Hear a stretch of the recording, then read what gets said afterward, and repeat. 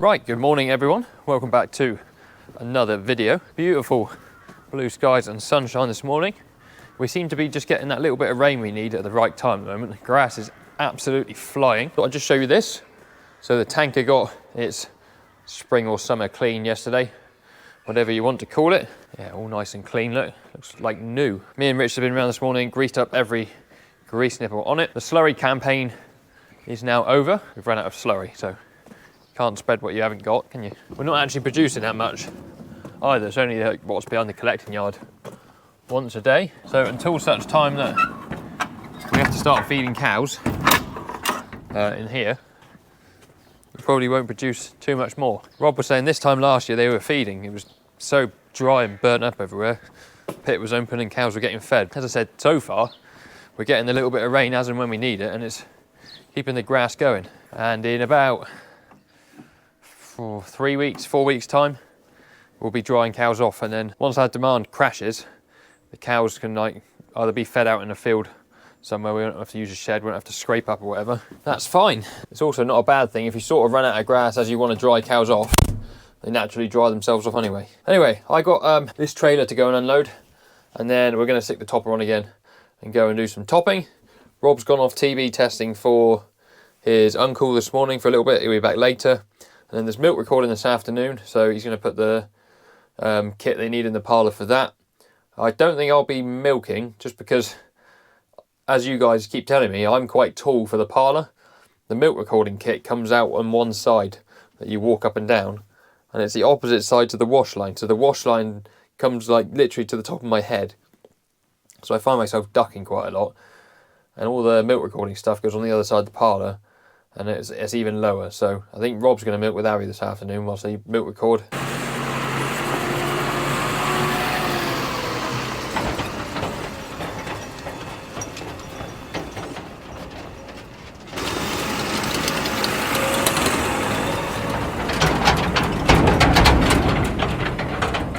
Right, I've just been up and tipped the load I had out here. There's like a pile of crushed concrete, stone and loads of stuff there can go through a crusher.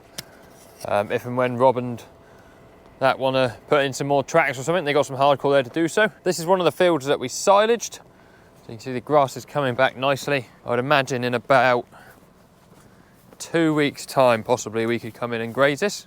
Maybe a bit sooner if we get a bit more rain. Yeah, look at that, nice shooting grass. We're following the cows around now with a topper, so that's what I'm going to go and do in a minute.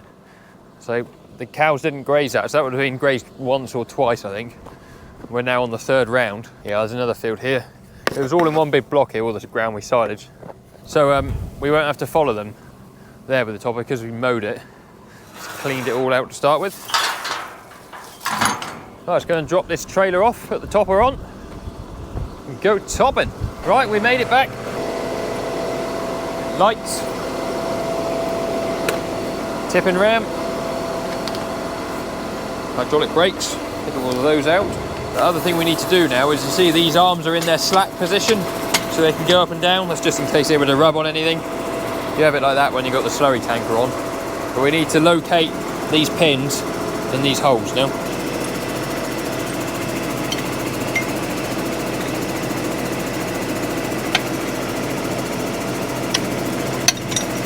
Like so. Do the same on this side. It's all a bit finger pinchy.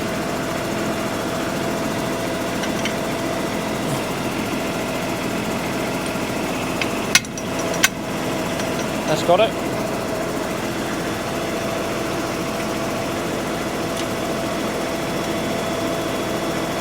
Right, and hopefully you can see from where you are. We now need to lift the arms up, put a cord.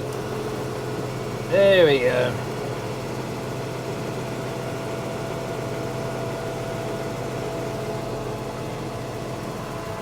Once you're completely free of the ring hitch, pull forward, put your arms back up, they've got to click in again.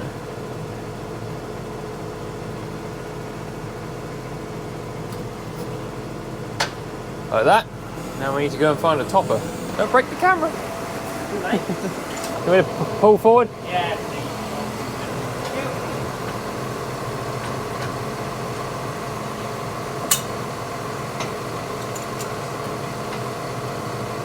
Hooray! Boss man's here. He's going to go and push up that stuff I tipped out, so it's all nice and neat on the heap there. We're going to go and start doing a bit of topping, see if we can't knock some thistles into submission. Pesky things. Don't think the camera does justice to just how steep this is. It is, I mean, it's absolutely fine going up and over like this. Just get rid of all these small thistles before they develop into anything bigger. I hope it's doing a good job. Anyway, I won't bore you with topping because you saw topping in the last video. I'm going to get this steep work done and then we will talk about something else. Right, we're moving some heifer calves. We're at Ven Farm, which is some rented ground here that Rob and Richard have. They silaged it all for first cut, and this is where the heifer calves that we wormed came over in the box. So they're going into this field. I was asked to guess what this field is called one morning on the first time round with Rob and Richard. I said, I don't know, ramp field, because it's got a ramp going into it. They went, yes, that's what it is. So the calves are going into ramp field. I think I'm right in saying the people that own this farm watch the videos, so that's good. Anyway, hopefully in a minute, some calves come from this way. I've got to stop any traffic that comes from this way, and that's all I've been entrusted with, so hopefully we can't go too far wrong. I would go up there and show you that we put a fence up and stuff, but if I leave my post and a car comes and it meets the heifers, I'll be in big trouble, big trouble. Anyway, in a minute, once we've done this, we've got to go move another group of heifers, the big ones, the R2s. Got to put up a fence for them, and then I'm going off for a plate walk, so I'll take you guys with me for that, because a couple of people have actually asked about the grass measuring and angry net, so I'll try and show you a bit of that this afternoon. I had a bit of a nightmare this morning. I got in my truck about 4:45, pressed start, because I got a button, press, and the truck went, I was like, oh. Come on. So of course, knowing the battery was dead, I then tried it at least 6 more times. It still didn't work. And unfortunately, Abby is working tonight, a night shift. She's starting a couple night shifts tonight. So she was at home, so I jumped in the Merc and took the Merc to work. New battery, £114 for a new battery. Criminal, but what can you do? Hello, heifers. If you'd like to go into Rampfield, which is just here. Oh! Righty. I thought they were going to run straight through me. Whew.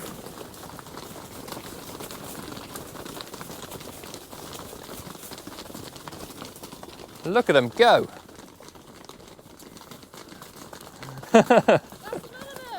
Hey? That's all of them. That's all of them. Oh, good. I thought they were going to run straight through me. Yeah, they're gone. Never to be seen again. I guess Robbie will want to turn around, didn't he, will he? Yeah. He's coming in hot. Hooligan! I've got to move that reel across so he's on that power now. Yes, I see. That makes sense. I didn't stop any traffic. Good. There was none to stop. Where did they go? It's just that way. Did you come in here, right? I didn't see any bullets that come in. I didn't think they were going to stop when they... What, when they... I was just there going casually, right, in you go, into Rampfield, and then... Coming and mowed you down. Oh, hi, guys. What does bob mean? What's it kicking out, do you reckon? Oh. Yeah, quite a lot. Yeah. Finger very close to the string. Oh, I didn't know if you wanted to turn around, did you? I don't want to turn around. It's fun. God. Back out in front of someone and Yes. then turn around.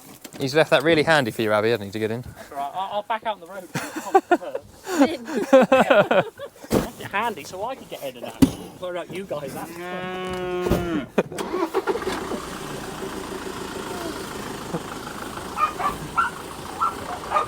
Shut up, man. There you go. I thought you were going to drive off. I was like, yep. There you go, Your Majesty. Thank you. Steady, yes. How can we help? And then that one, that way. Yeah, I know, they're like on top of each other. Oh, man contact. Hey, there he goes. There's that one to go back on there. I just dropped it, makes you bend over. Oh no, Release the heifers.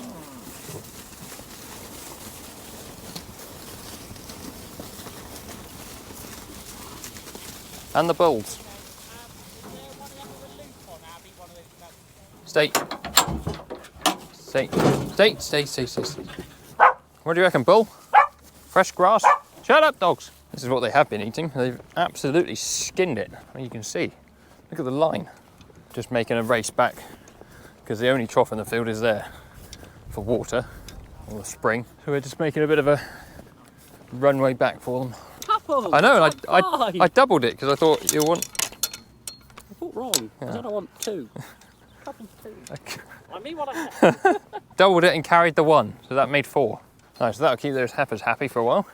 Also keeps them off what they've already grazed. So there's like 6 big paddocks here for these 80 animals. They just keep getting moved around.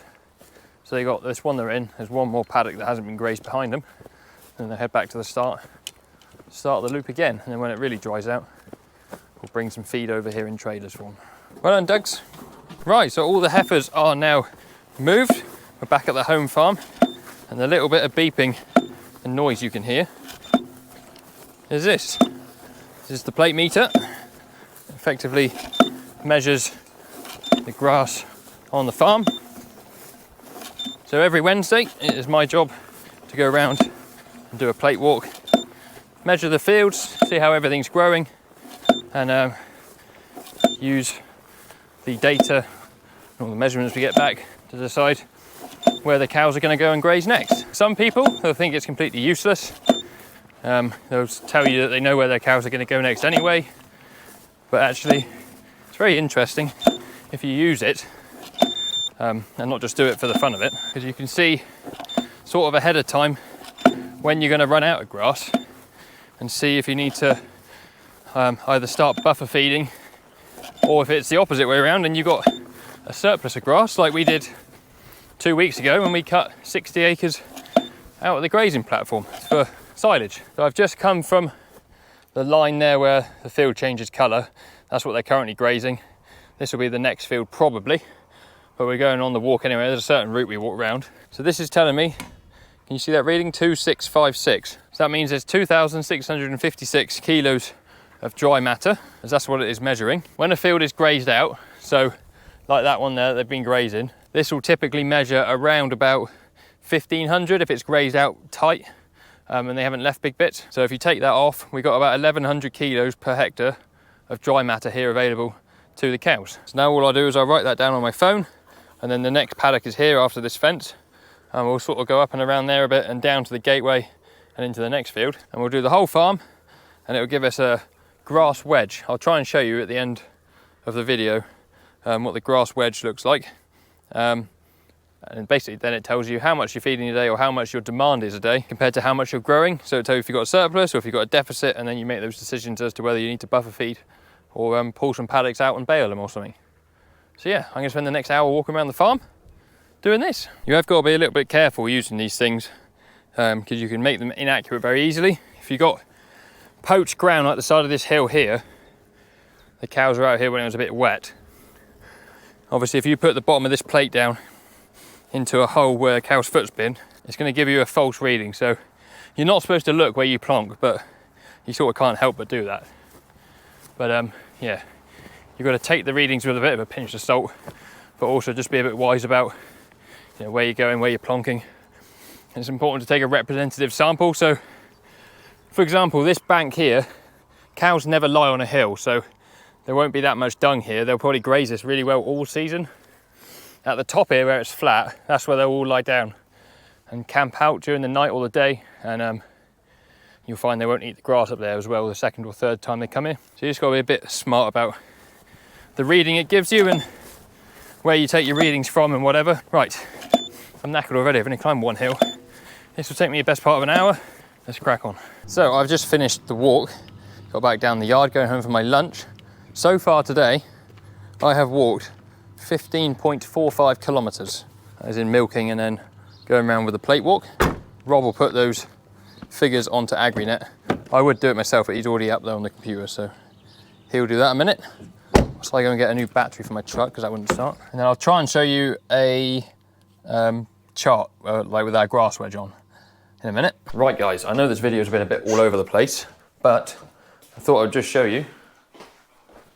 The truck is now fixed.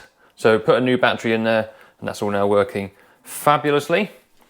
I did, however, when I disconnected the battery, I have to reset all like the radio, the one-touch windows aren't working, so I need to fix that. But that is all good.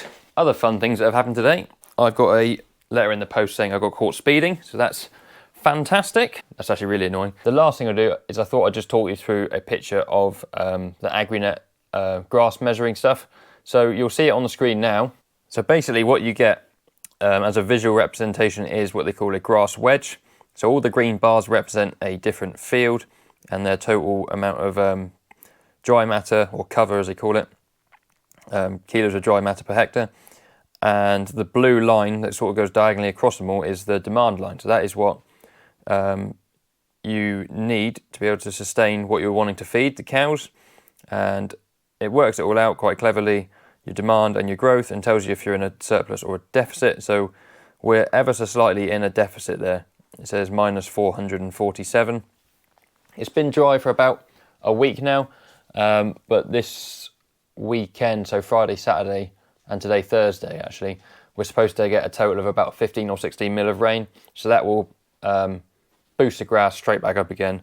Rob won't be at all worried by that small deficit. It's one of those things, grass grows grass, doesn't it? So we've got a lot of ground that's either been topped or silaged at the moment. That skews the results a little bit. So the right hand side of that graph is all ground that's just been grazed and topped and also silaged. But once that grass gets growing a little bit, the more leaf there is, the more area for photosynthesis there is to occur. The grass will just grow quicker and quicker, especially with that little bit of rain. So it is all good. Give it another, what's the date today? 13th. 3 weeks, 4 weeks, there'll be cows dried off. So then our demand will go the other way. And then we'll have some sort of round bales or forage if we need to feed dry cows we can, or they'll go on to deferred grazing. And then it's less of a worry. Then you're not trying to feed an animal that is actively milking. So actually looking in really good shape, I would say, for the time of year and also the time of lactation. Hello. So anyway, that's going to finish today's video. Thank you very much for watching. I know some of you guys won't care for the AgriNet stuff whatsoever. You just like seeing cows and machines, but it's all quite interesting to me. It's all quite important to the farm, so I thought I'd show you. If you haven't done so already, please give us a thumbs up and subscribe to the channel. We'll see you guys on another video very soon. Cheerio.